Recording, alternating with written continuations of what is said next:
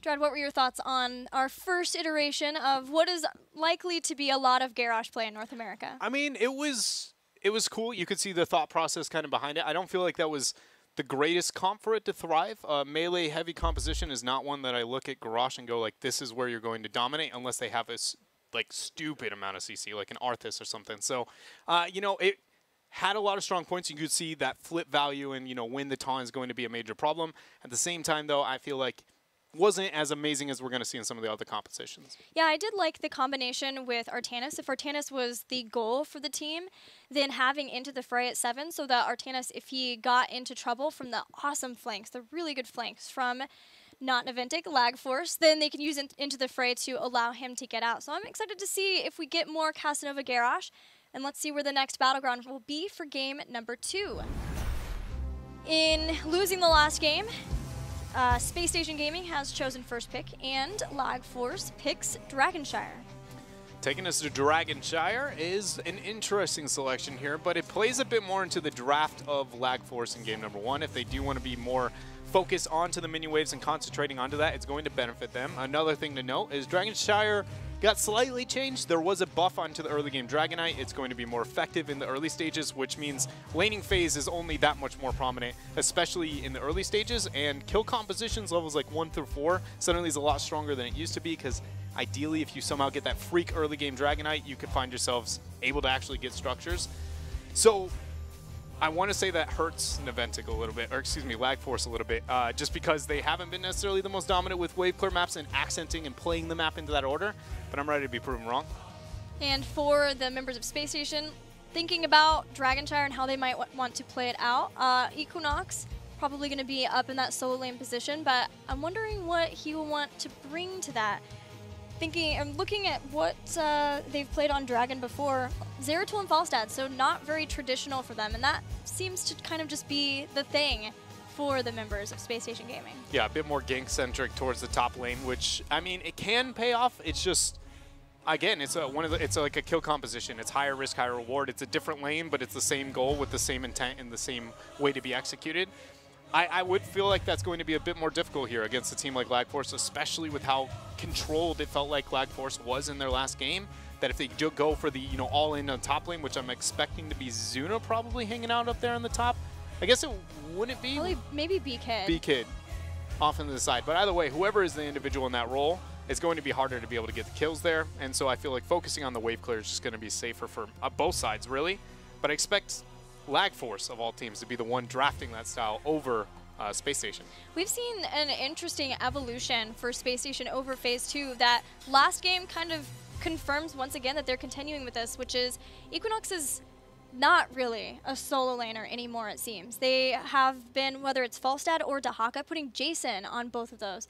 But since Equinox plays mostly those melee heroes, I wonder if that means that we are going to continue down this trend for Space Station of very melee-centric teams or compositions, and if that eventually gets punished by things like maybe even a Gul'dan. We've seen Gul'dan for Lag Force in the past. They love their poison type heroes, and they could use the Horrify to split that apart. Yeah, I believe it was MVP Black who was using that as an anti-double support for the Ariel. She clumps everybody in, drop the Horrify, suddenly you're going to have a bad time. So I would really love to see that iteration, and you're right. The Lag Force is one of the few teams still holding on to the Gul'dan, even though he's kind of died out at other parts and other metas. So it is going to be interesting to see how it unfolds. Dragonshire is not a map that I feel like either one of these teams necessarily stand out on. And so even though there has been higher priority for it, it's even Dragonshire is a whole story you can write on the priority and which teams have kept it, which ones haven't. Yeah. But at the end of it all, I'm still a little surprised to see it going there for game number 2.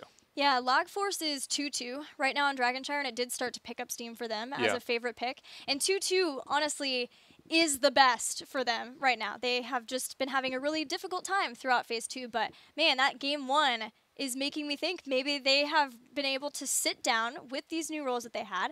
Zuna now shot calling from the primary warrior spot. We've heard so many times how important that is to a lot of the teams in North America, making that switch for them. It's happened for Caterpillar too. So maybe this is finally Navintic back. Am I allowed to say that after one game? I don't know. Lag Force back? I don't, honestly, it's hard to figure out. Like, at this point, and not just them, but all North American teams, when they show that kind of sign of like, oh, this is the comeback, the climb back on, I'm going to say more often than not it flops. So I'm going to use history and say probably not, and especially one game, but I want it to be. You know, I feel like that's every time we have this with a team, I'm like, I hope that's the case, but it doesn't feel like typically it's going to be.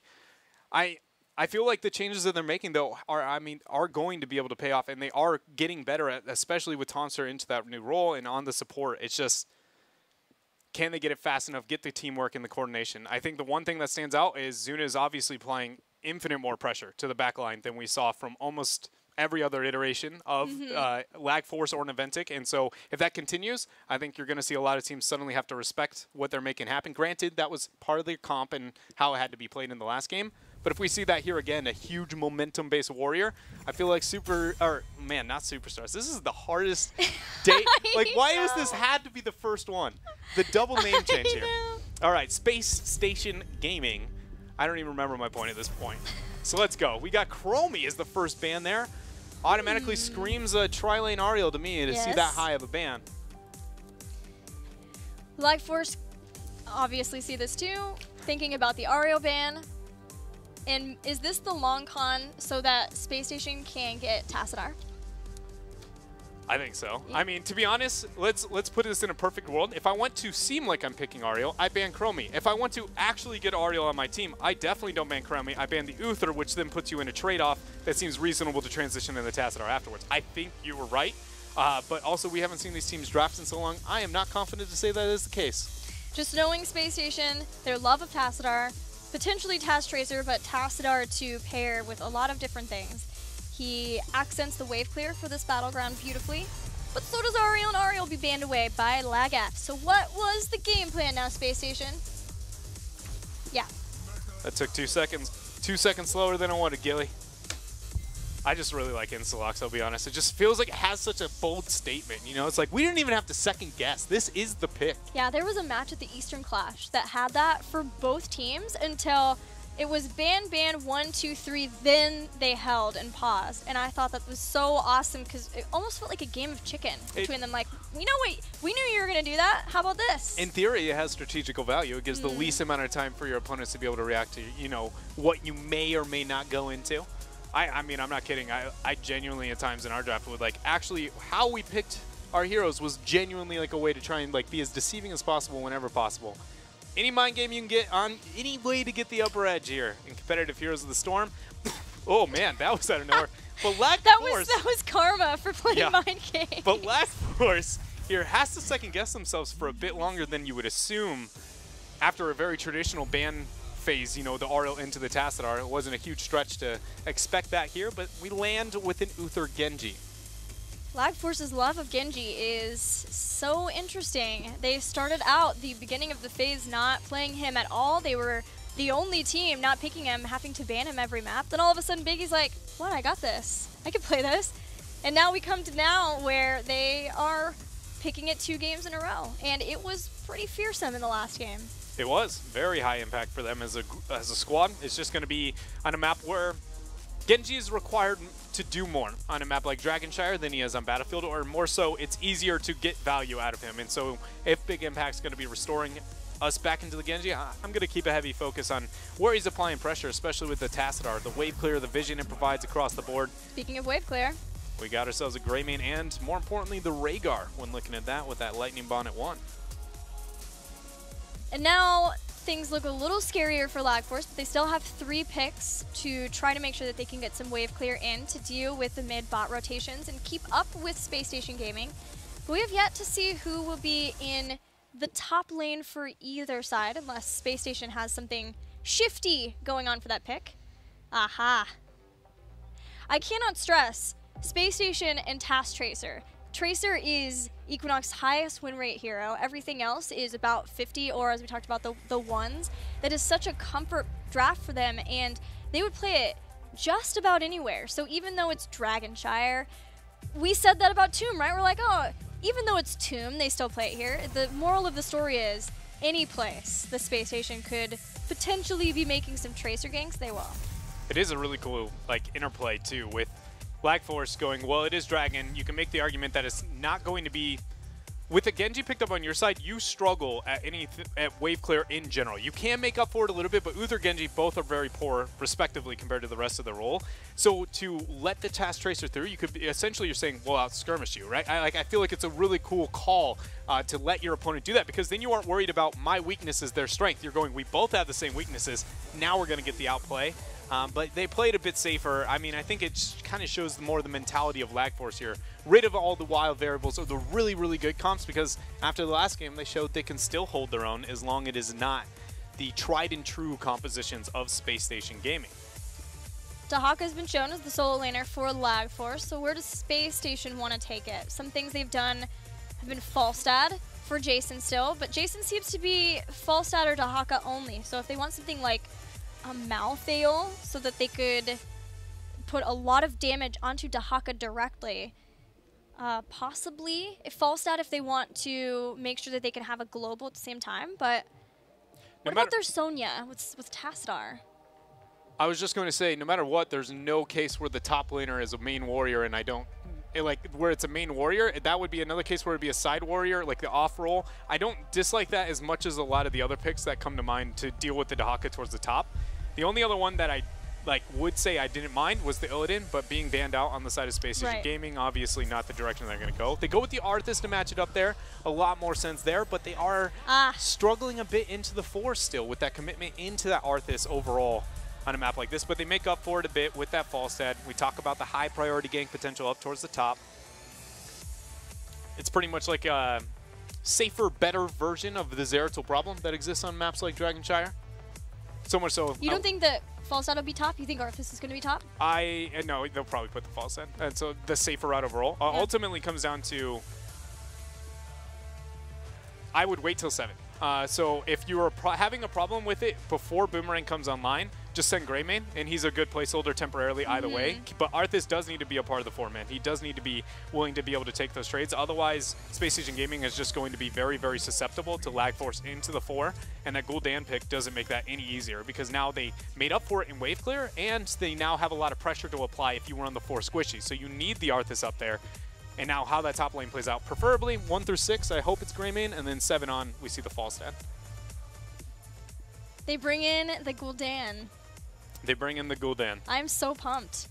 Gul'dan and Genji, great combo for Lag Force. Once they get to 10, Horrify, poison damage, and then you've got Dragonblade 2. What does Space Station have? Likely it's going to be Equinox playing Greymane. They are keeping up with the global as far as Falstad. I'm a little worried about Horrifies for their composition, though. I kind of agree with you. I think that the Horrify could be the game ender, but I do think that it's going to be unlikely that we see a case where it hits a Horrify and it's the game ender. Because we have Gust on one side, we have a pretty solid disengage, we have a double support coming in too. Everybody has high mobility except for the Arthas.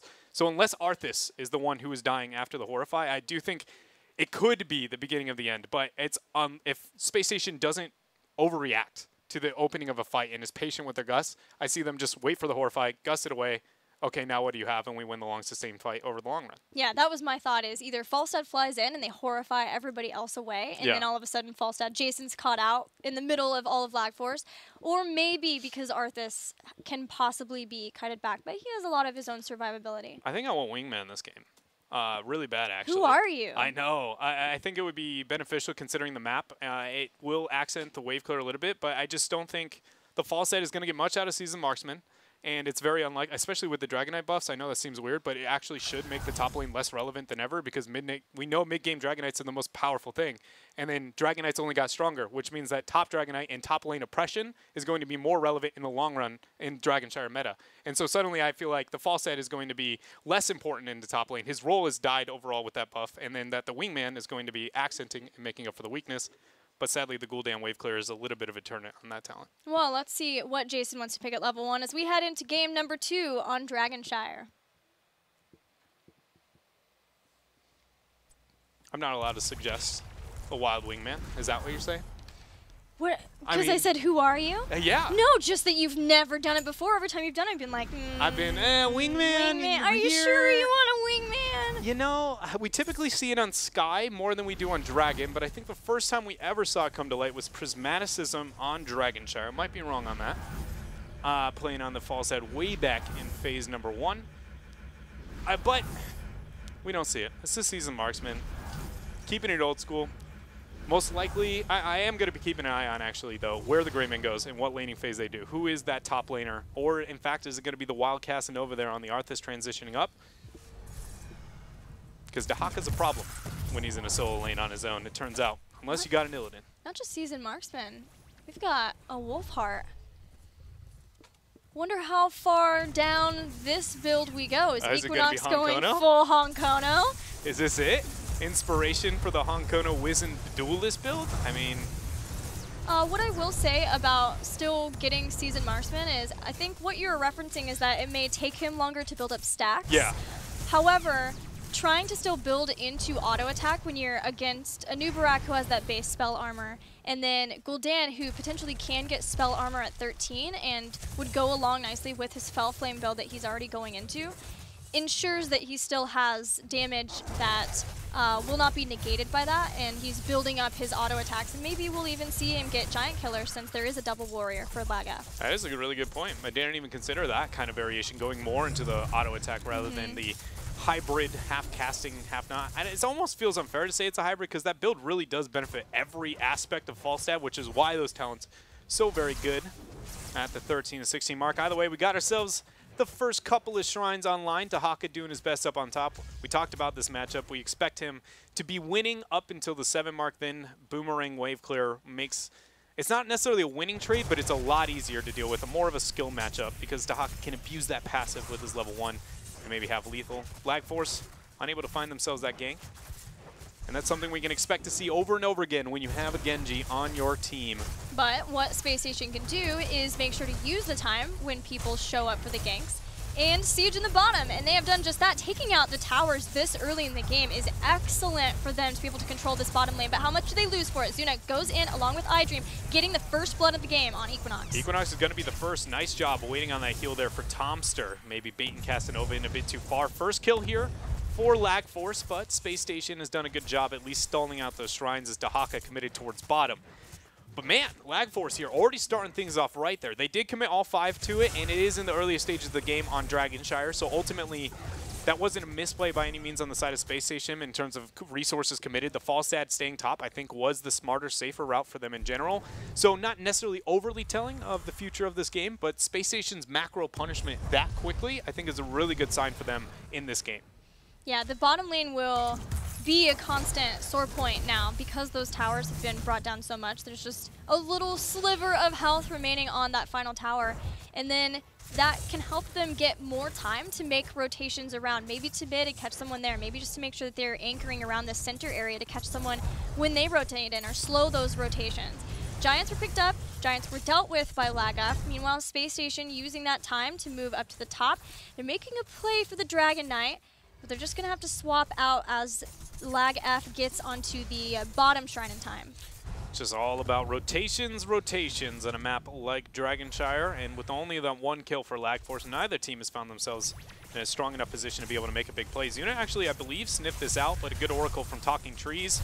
Everybody knows where everyone's at. Equinox might be in a bad spot there. Beta Barbs was not going to be used from Zuna yet. It's going to be full collapse. Flight in there from Falstad.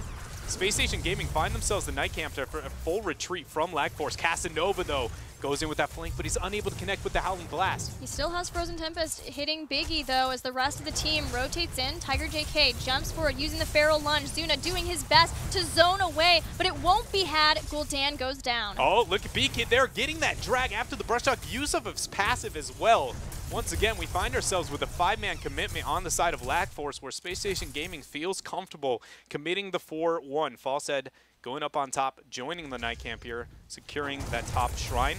And now B-Kid stuck between Space Station Gaming in a hard place there. Had to scoot on out. It's not full Honkono, but we are 2/3 Honkono because we've got a Wizened Duelist, people. And Wizened Duelist. I am pumped. Going with the Flask at 4. Honestly, the talent, like, I don't mind if we see a Wizened Duelist build where you still see the Flask at 4. It still has a lot of really great utility. It just isn't as straightforward in how it has to play, and the Flask obviously is not going to be your sole damage source overall. Nice Howling Blast. Thompson already throwing down the Hammer of Justice, but with Tiger JK there, not enough to find themselves a kill. And the top 1v1 continues. Yeah, Jason's been doing an excellent job making sure that he doesn't get ganked, having great game sense, and just being patient. He knows that his team is getting more than enough done in this bottom lane and in the rotations between mid-bot. They're eking ahead in experience, but importantly, they've taken out that front wall and they're starting to put pressure onto the bottom forts. And this is going to be a beautiful collapse for Lag Force. They need something to happen. Cleanse used for Tiger JK, maybe a bit too early. The drag is going to be thrown out. No, not yet. B-Kid holding on as the members of Space Station Gaming come in, look to join in. A huge Howling Blast from Casanova leads to the first kill, but it's on the other side here. 1-for-1 now as Uther falls. Yeah, but Uther can still provide heals for his team for plenty of time, which is why we see That Lag F aggress a little Blast! bit more. But the Howling Blast catches, a new Barak drops, so does Arthas, so he's still trading out. iDream did such an amazing job taking that in and out there to make sure he gets himself a kill and sets that to at least more of an even trade for Lag Force there. Very well done. And in the end, we walk away with a small advantage for Space Station Gaming. They were able to take out the well in the bottom and half of the fort, and it's out of ammo. Lag F is making a stand in the bottom, going to take the shrine there. So the shrines once again will be swapped out. What are we looking at for Wiz and dual stacks? We got nothing. Got nothing. Yeah. Feels bad. One thing I do want to know was Lag Force. I was going to talk about the top lane. You were talking about how Jason has done an amazing job not getting ganked, and they put a lot of priority to the top half. And Space Station has now put a lot of effort to punish that to the bottom half of using the linear way that Genji has to play the game and trying to punish that through bottom. But then Lag Force did a beautiful job, two-man rotating mid, clearing out the mini wave, making it impossible to see the transition, and then in getting a full flank onto the bottom half. That being said, we have seen no point where Lag Force has really been overly dominant into the laning aspects of this game, and Space Station has been just slowly creeping closer and closer to a Dragonite, and I expect that to really come online here in a couple of seconds. Horrified drop to save his own life. Not a cooldown you typically want to use. Definitely not. Falstad has still been staying up in the top, but Space Station still has very healthy giants here in the bottom lane. Where do Lag F go? They're very likely to lose this fort, which only makes things in the bottom lane worse and worse for them. They still have a new Barak starting to rotate down. Dahaka could brush talk in. He is brush talking now and has been heard. The call has been sung for Lag F. They've got Casanova, but Gust resets the fight, and iDream has to move away, but he's used that Dragon Blade, so he's still trying to get what damage he can from it until it goes. But with that fort, or excuse me, the keep still there and the turret standing, Space Station Gaming unable to make anything happen really into that fight. Divine Shield was not used, neither Go for the Throw or Ancestral Healing, but we have to think mainly about one major heroic that wasn't into that fight, and that's the fact that Horrify was down and Gust was still used in a bit more defensive of a manner on the side of Space Station Gaming, and that is something I feel like they can't have, because that's what we were talking about. The biggest element in the fight for Lag Force here is going to be that Horrify, and he's without, you know, the fight being won without that. Suddenly does Lag Force just win every single team fight from beyond this? Because that's exactly what we thought in game number 1. They should be struggling, but they're still winning. Space Station used Army of the Dead, but then Gus still came out after that, correct? Yeah. This is the second game in a row where we've seen maybe some miscommunication between members and how and when they want to engage. So we'll have to keep our eyes on that, because in the last one too, between the Wrecking Ball from Casanova and then the drag back in, whatever it is, maybe just some nerves, you know? This is a really important match for Space Station. They want to be able to show that they are up with the top teams, and maybe they just didn't realize that Naventic would come in swinging as they have, and we've got another fight going, Dread. Falstad with that flight on in, no Gus going to be used quite yet. P-Kid taking a lot of damage, not getting much value out of that. Arthas is getting the slow over and over on them all. Still has a lot of goals to keep himself up. Horrified, then drop. Beautiful Gust. Oh man, that Gust and the Howling Blast too. This is going to be a disaster for Lag Force as they lose their first. And Dahaka, Big E, still being slowed down by Casanova. His Army of the Dead is gone, but Casanova staying strong, takes out Gul'dan. Casanova is such an annoying monster on that Arthas. He has done such a great job hitting huge Howling Blast in the very first initiation they had in the bottom lane. That game, or that fight, knowing his role, finding the weak points within the positional situation Lag Force was in this Bermuda Triangle of Death. And that was a way better job. Once Casanova got onto people, Jason stepping out to the side, getting the right angle from the Gust, and as soon as Casanova was able to get on people and be a wreck, they were not getting away from him. And the exact issue we referenced before, where Casanova's ready to go. He's popped Army early so he could keep himself alive and sit on members. This time, the adjustments were made so that Gust wasn't pushing people away from that, and because of that, Superstars takes out 2, gets the Dragon Knight, and are making a play for a keep. But Equinox going out way too far there is actually going to receive some punishment. Ancestral lands, Idrim getting the deflect. He has no mobility away, out too far, and punished. Space Station Gaming now with that Dragon Knight is going to find themselves the first keep of the game, but they are not done. They want themselves a Zuna. Burrow charge on out, and they are going to make it happen. Do they move to the core? It looks like they want it. They're going to step up to the core. This is still an equal talent tier because 16's not quite here for Space Station, and they're fairly low on a lot of their resources, namely their mana. But Tiger JK still there, drops a healing totem to give them time. Space Station Gaming brings down the core of Lag F to tie up the series. I have a big question for you, Gilly. What's up? Did we just have a 10-minute Dragon Knight game because the Dragon Knight buffs, or is that just because Space Station Gaming's OP? I'm struggling to identify how much of that was a buff and how much was not. Space Station Gaming has always been one of the best core calling teams of North America in Phase 2. They focused heavily on the bottom lane and kept Jason from dying. Jason, I know it was like he was just sitting there, but because he was just sitting there and not dying and still able to put in the pressure, and he was the MVP for me, except maybe Casanova, because that Arthas was truly annoying, as you said. But they had a lot of focus in the bottom lane. That enabled them to go in with the slight advantage that they had in those 2 kills, those 2 really important kills with the Dragon Knight. They made fast calls. They stuck to them. That was a quick Dragon Knight game. Space Station Gaming I'm OP. going with Space Station Gaming. They also had Greymane, who was doing, I think, 12% more attack damage with his Wizened Duelist. Once they got to that point, yeah, he did a pretty good job. Yeah, he was. And, you know, I think that's the Jason point that you brought up. You said it twice here, and I would just want to reaffirm to everybody at home, like, how insanely well that was played. Because when you look at the draft, we immediately said Genji on one side. What lane is going to be focused? We know the top is going to be a point of concentration. One of the best initiating warriors that exists in the game on those ganks is a Nubarak, also on the other side of the table. And you're a false set. You only have a barrel roll, which is, I think, 12 seconds off the top of my head, where if that cooldown goes down, you have no opportunity to be able to survive. And as the game moves on, Brushstalker, the talents at level 1 for the Haka, essentially let him be more effective into that matchup over top of you. And so surviving the whole top half of the map, not going down there, and being the main element of the composition on the other side of the table was very, very impressive from him. And if that was like a Dahaka, I'd be like, okay, I get it. That you used your passive. You know, you killed some minions. You've got a burrow. Congratulations. But that's a false set. It's a very hard role to make it happen. Yeah, especially with one drag. When you've got not only Genji, but Zuna there as a Nubarak too, it's lights out. And then all of what Space Station was doing in the bottom lane was undone. But their ability to play what Naventic, Lag Force were doing against them, and do it because they have the trust in Jason to do his job and do it well. That was awesome for me. They deserve that win. We are tied 1-1. We're going to a break. When we come back, we'll have game number 3. See you soon.